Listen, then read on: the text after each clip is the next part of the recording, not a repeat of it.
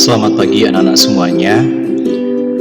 Pak Didi berharap anak-anak semuanya dalam keadaan yang sehat walafiat.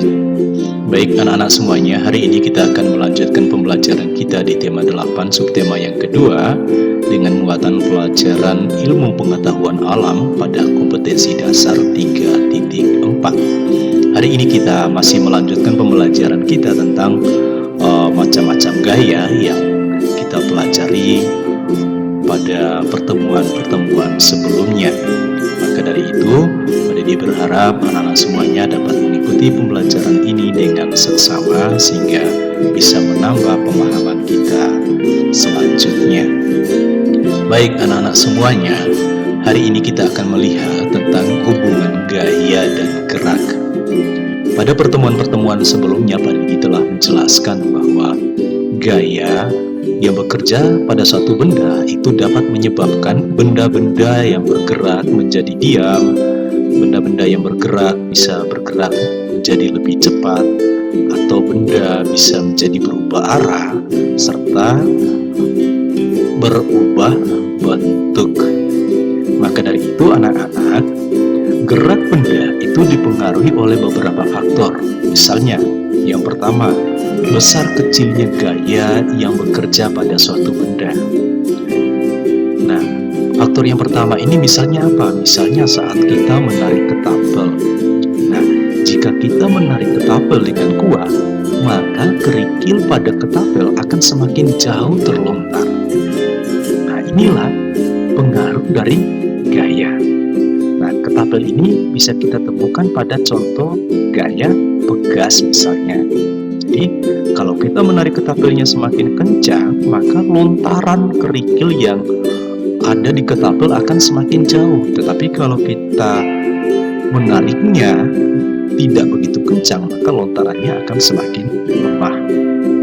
Kemudian faktor lainnya yang kedua adalah besar kecilnya gaya gesekan. Jadi, gaya gesekan merupakan gaya yang bekerja pada benda, namun arahnya berlawanan dengan arah gerak benda. Nah, di sini kita dapat melihat bahwa gesekan yang besar antara benda dan permukaan akan menyebabkan gerak benda lebih lambat. Contohnya, mobil-mobilan akan lebih mudah bergerak di jalan yang halus daripada di jalan yang berkerikil, karena gesekan antara roda mobil dan jalan yang berkerikil itu akan berpengaruh pada kecepatan laju mobil tersebut.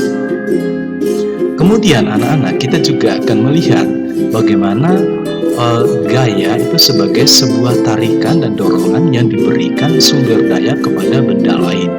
Nah, di sini sumber dayanya adalah bisa kita manusia, bisa mesin, bisa listrik, ataupun bisa hewan. Maka dari itu, gaya menyebabkan perubahan pada benda atau objek yang dikenainya. Nah, anak-anak bisa memperhatikan di sini ada beberapa contoh gaya otot. Misalnya, seorang atlet dia mampu mengangkat barbel dengan berat sekian kilogram, dia memanfaatkan gaya otot. Kemudian gaya pegas, ada seorang pemanah di sana. Nah, panahannya dia memanfaatkan media panah sebagai pelontarnya. Kemudian ada gaya gesek, ya, mendorong lemari misalnya. Ada gaya gravitasi, bisa kita temukan pada peristiwa buah yang jatuh dari pohon. Kemudian ada gaya magnet dan juga gaya listrik.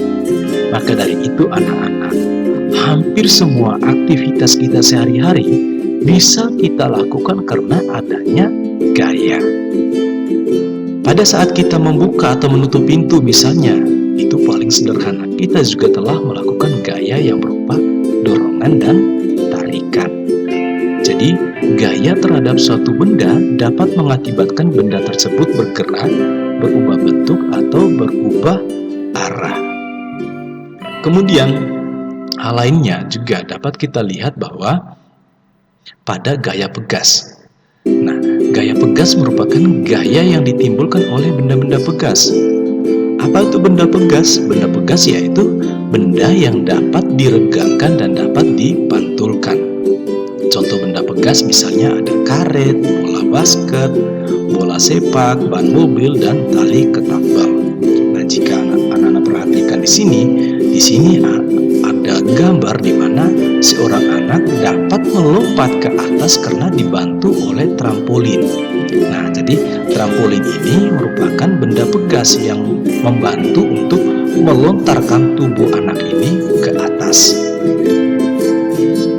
Jadi demikian pembelajaran kita hari ini anak-anak. Maka sebagai bahan latihan, silahkan anak-anak mengerjakan beberapa pertanyaan penuntun di bawah ini.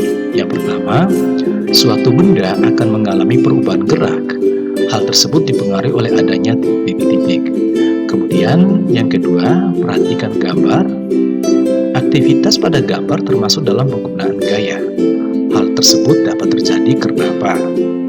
Lalu yang ketiga, gaya yang bekerja pada suatu benda dapat mengakibatkan benda tersebut apa misalnya. Ada 3 tadi yang sudah Pak Didi jelaskan kepada anak-anak semuanya. Silahkan tulis jawaban kalian di buku latihan, kemudian dilampirkan di classroom agar dievaluasi oleh Pak Didi. Sekian dan terima kasih untuk pertemuan kita kali ini. Tuhan memberkati.